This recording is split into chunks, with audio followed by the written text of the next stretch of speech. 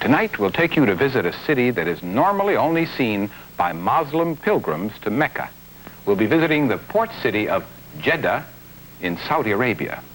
Now, during the Middle Ages, the Arabs ruled most of the Western world, most of the known Western world, ranging all the way from the Atlantic Ocean to Central Asia. Those who were in Spain and Portugal and nearby North Africa were better known as Moors. The rest of the Arabs were generally referred to as Saracens. Now, Daboul athletic team are known as the Saracens, and perhaps that's why he's so interested in tonight's program. Well, not exactly, Dad. I'm just interested in seeing Arabia again. In tonight's film, you'll get a chance to see what a young, wealthy sheikh looks like. No, I haven't mispronounced it. The word is really sheikh and not chic. But I guess you'll be able to say that you'll see the sheikh of Araby. Come to think of it, in tonight's film, you'll be seeing a dance in a country right near Arabia, and that dance could be referred to as the Sheikh of Araby, too. Well, here we have a young lady who is from Iceland, but nevertheless finds herself quite at home in hot countries like Saudi Arabia. Now, Hadla, would you do the honors and start tonight's program? Oh, certainly has. I'm sure that most of you know that the center of Arabia is quite desolate and really a desert. But you have no idea how really desolate it is till you fly over it. And here's what our view looked like from a modern jet in which we were passing over Arabia. Looking down, you see how desolate it is, the Harat Rahat Desert and the Al-Hajjis Mountains, some from 3,000 to 8,000 feet. You'd never guess that you're looking at one of the wealthiest spots of real estate in the world. 60 billion barrels of oil are estimated under the surface of that desert. Most of it discovered since the 1930s. Today, you can arrive at Jeddah by jet, like that.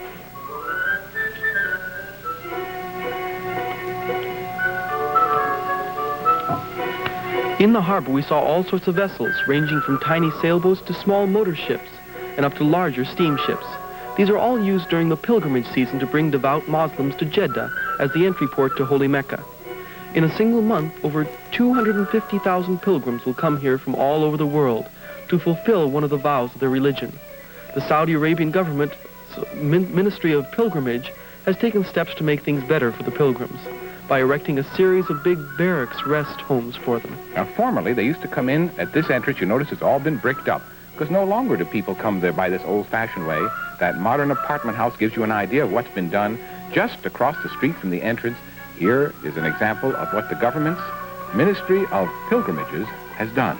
These are barracks, but they are residences for the pilgrims who come from all over the world during the holy season. 250,000, 250,000 in a short period of less than a month. Now, we went then into the old parts of Jeddah. Jeddah has changed tremendously in the last 2 or 3 years. It really is quite difficult now to find some of these old buildings. You have to search for them, but we did want you to see what Jeddah had looked like until about 4 or 5 years ago. These are the old buildings. Even the old mosques still stand there, reminding you that this has been a holy place for the Muslim religion for hundreds of years. But you notice the loudspeaker up there. They now use a loudspeaker system, and the muezzin does not go up there personally. But modern Jeddah no longer looks like it did before. And now as you drive down the main street, this is what you'll see. Modern business houses are on all sides. Modern apartment houses and hotels have been built. And there are several massive office buildings which are in the latest designs. Even the mosques are being built in up-to-date styles. This will give you an idea of the tremendous wealth they've discovered there. It is almost unbelievable when you think of it that they get 2 million barrels of oil a day from the soil underneath Saudi Arabia alone. They estimate that 20% of the Western world's oil reserves are there. And this is the type of modern mosque they're building today. We went over to this big building. This, again, is a government, the Ministry of Foreign Affairs, giving you an example of how they're still retaining the old remembrance of their Muslim heritage in the new buildings that they're constructing. That's a new government building. This is the new television building. Yes, they're getting their own television. The Ministry of Communications is here with this is the headquarters of television. Now, you won't see too many of the men, the businessmen in the streets like this, because while all this construction is going on during the summer, they travel a few hundred miles north, and they go up to Lebanon. This little insert in to give you an idea, so you'll understand why the Saudi Arabian businessmen and the wealthy men go up to Lebanon. Here's Beirut and the beautiful beaches they have there. Now, while they're up here, they can live a completely different life. Their wives and their daughters can live just like anybody in the Western world. Now, you see the Saudi Arabians here in the streets of Beirut. You can see immediately by the robes they wear that they are from Saudi Arabia. Now, the daughter of that man you saw going by a moment ago might be amusing herself like this on the balance ball there at St. George's Bay at Beirut. She'd be just like everyone else. You could never guess that she is from this country of Saudi Arabia. We're doing this for a special reason. You'll see why in a moment. They can ride the water skis behind the motorboats. And if they wish, they can actually go into the nightclubs and see the belly dancers. They can wear bikini bathing suits. And the entire family could go in and see something like this. Now, this is in Beirut, Lebanon. I'm pointing that out very carefully to you.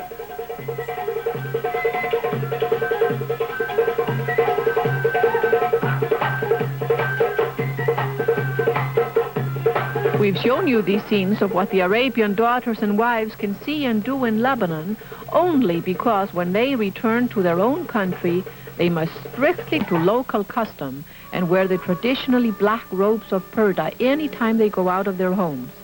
No Arab woman would be permitted to appear in public without these all-covering black robes and a face veil. The emotional religious conservatives might beat an unveiled Arab woman, we were told, although they didn't mind a foreign woman like me going about unveiled. Some progress has been made, I noticed, because I even saw one woman in robes who was wearing a short skirt and even high heels, but was still veiled. That's really unusual. That's progress. Go ahead. When an obviously modern woman like this reaches her home, she loses no time in throwing off her veils and showing that underneath she wears completely up-to-date clothing.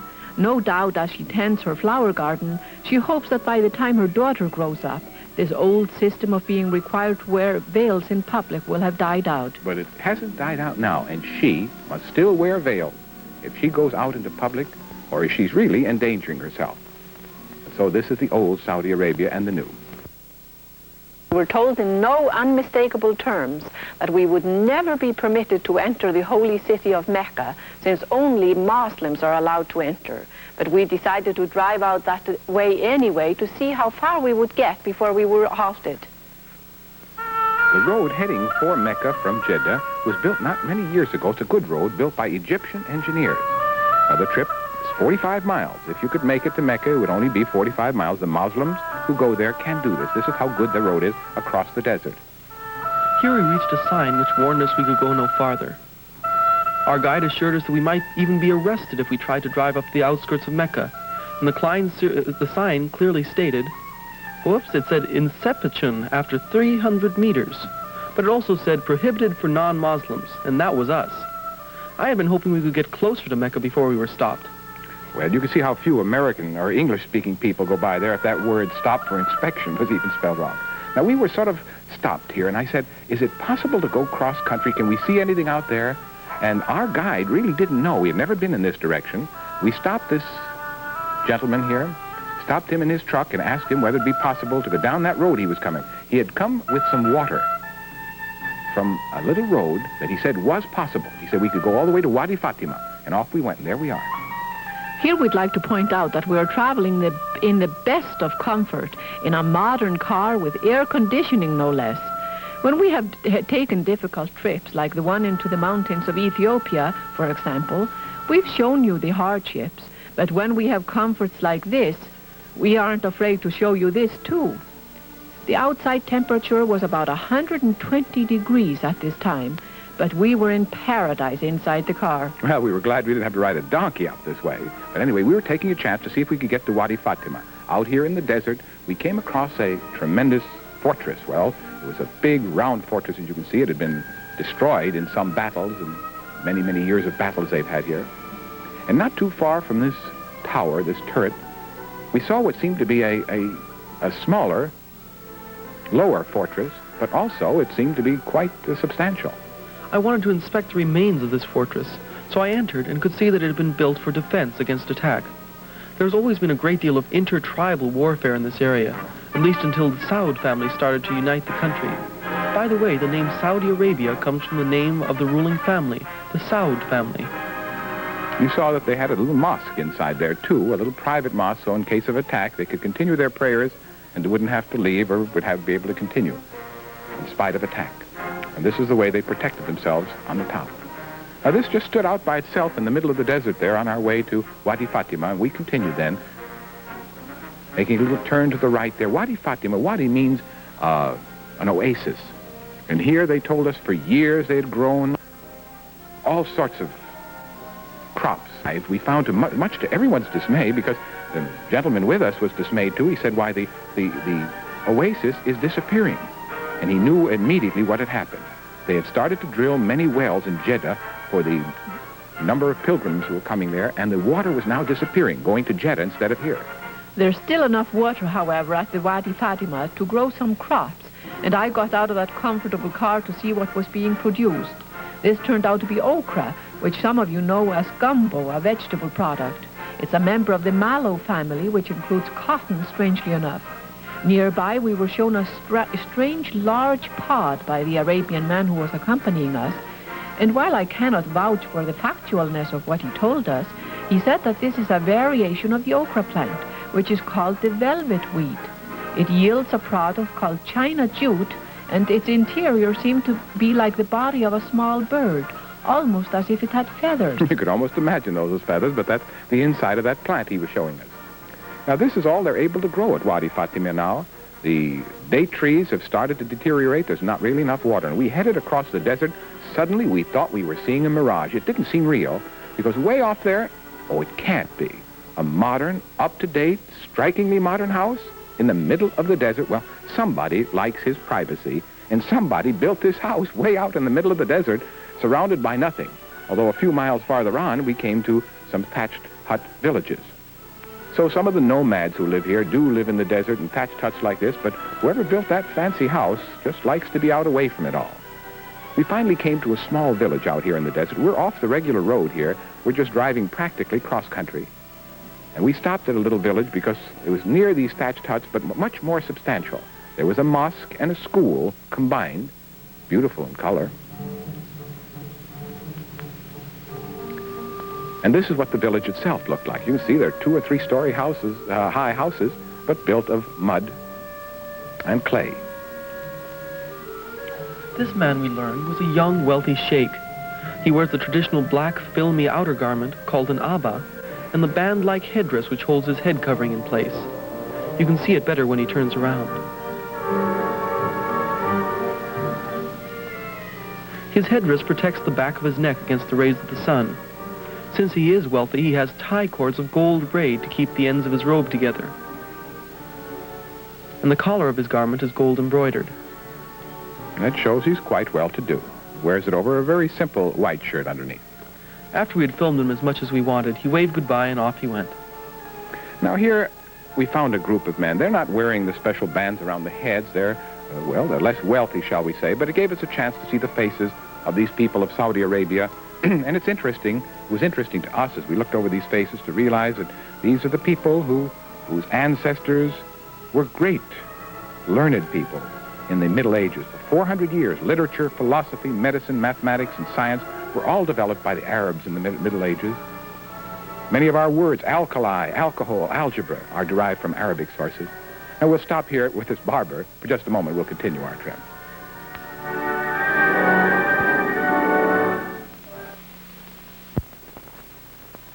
Now we came up against one of the great problems of filming in desert countries, sand. A minor sandstorm came up, but we felt we had to keep on filming. Here's what it looked like. Well, being a cameraman, it's a terrible thing to see the wind start to blow that sand, and you know it's going to be getting into your camera, but you do have to continue to film. And so we continued to film, even though the sand devils were going all around us. This is what it's like there out in the desert. We were especially anxious to get some scenes of the people out in the desert areas, and we were very lucky because we found some of the desert nomads. Here they are. And even they can hardly keep the sand out of their eyes. They greet each other with the 2 kisses on the cheek like that. Now, these gentlemen here are really nomads, and they always will carry a jimbiya, the curved dagger. Notice that has a wooden handle there. These are men of the Bedouin tribes. This old gentleman also had a jimbiya, you'll notice. And out here, you see the wind just blowing in their faces. Now, we had a wonderful chance there because while we were out there, we heard this noise. And some of the men had gotten into their finest costumes of the olden days. Now, they would never normally dress like this if they were going out to battle, but this was a reminder of the olden days when the Arabians ruled the known Western world from the Atlantic to the Central Asia. And they used to sweep across the plains this way. This was a little touch of the olden days in their olden costumes, waving their scimitars.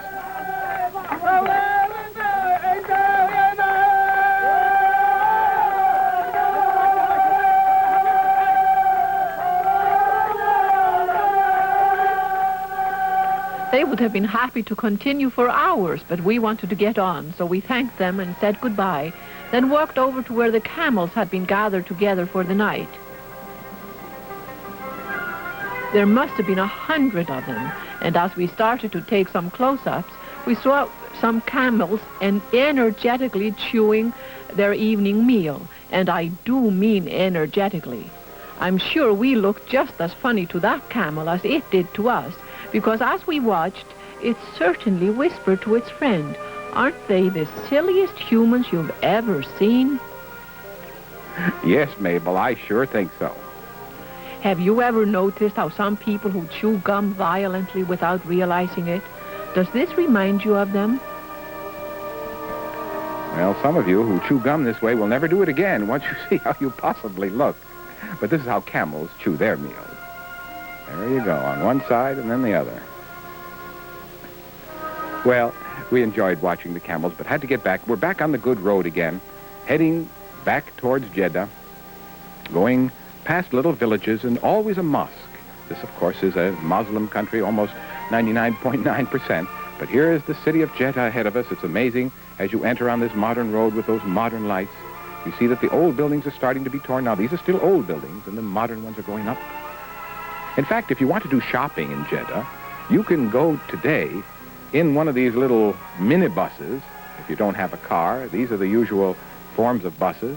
There isn't an old car in all of Jeddah, I'm sure, because the minute they start to wear out, they just discard them. They never pick them up. Always have money enough to buy new cars. Or you go shopping in a beautiful, modern building like this. So they buy cars from all over the world, and you'll just really see lots of cars in the streets there. However, many, many people, especially the natives of the country, can't afford to go into shops like this, and they still go to the souks, the old bazaars. And we went down there towards the latter part of the day. The crowds begin to gather. In the daytime, you seldom see anybody out. It's too hot. But now you see the people gathering around the bazaars to chat and to shop. We decided to go in. We went on foot through the bazaars. I was the only non-Muslim woman in the entire area, and it was a little eerie to realize that fact. But off we went down the covered streets. These shops all sell everyday needs of the people. There were no luxury items or souvenirs to be seen.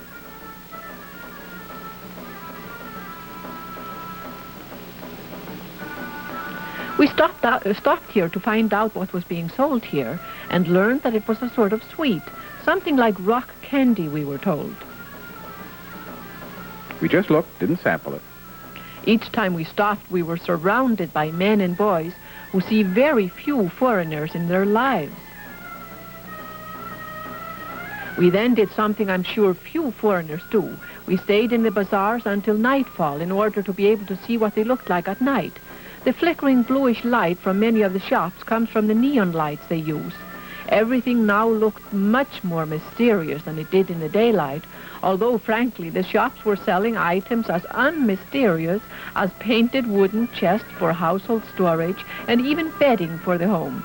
We went to a belt shop. These are beautiful belts that they make there. You can see them in color, perhaps, of blues and reds and greens. As I wandered around the belt shop, I saw that the owner made not only regular belts, but he seemed to be a specialist in gun belts. He was fitting bullet clips of 5 bullets each into loops, which would hold them for the future owner. Here in Arabia, out in the desert, no man would be without a jimbia or a gun. And his clips would have to fit exactly, and they're being measured that way, those little belts. And the loops are made to fit just exactly that gun clip. This is similar to how in our Wild West days, the men would carry guns. But the difference is that here, the gun holsters were in brilliant colors, including blue. It was really something. Now, everyone here smokes the hookah, the water pipe. Now, the tobacco is up in the top. It goes down through the water in the base, comes up through a long tube, and they say it's very, very cool. Now, the tobacco, as it is in that little pocket up there, in that little container, has hot coals on top of it. And everywhere you go, this happens to be in an office, you'll see the hot coals on top of the leaf tobacco. Well, we went off into the bazaars, and I got the gentleman who was with us to try to do some bargaining. Hardly anybody speaks English there, you know, in the bazaars. And he was going to do some bargaining and see whether he could get one of those hookah water pipes for me. Now, first he said, how about that big one? I was filming. I was horrified. I thought, I hope he doesn't buy that one, because I could just imagine trying to find a place for that. Now, that's a water pipe. Beats a cigarette holder. Nothing fanciness. We said, no, one of the less expensive ones and the less elaborate ones, we've got to lug it home by plane. So here's the one that he almost bought, or he wanted to buy for me, and I'm glad he didn't. It was rather expensive, too. That would have cost about $100. He started bargaining for the other one over there, and I was wondering whether he's going to make the bargain for us, because they love to bargain there.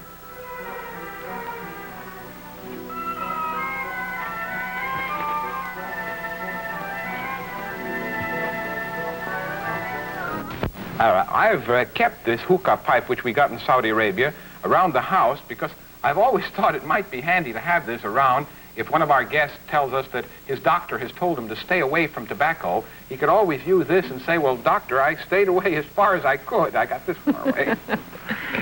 We hope you enjoyed your visit to Jeddah with us, and we'll look forward to seeing you when we present our next episode. Good night, everyone. Good night.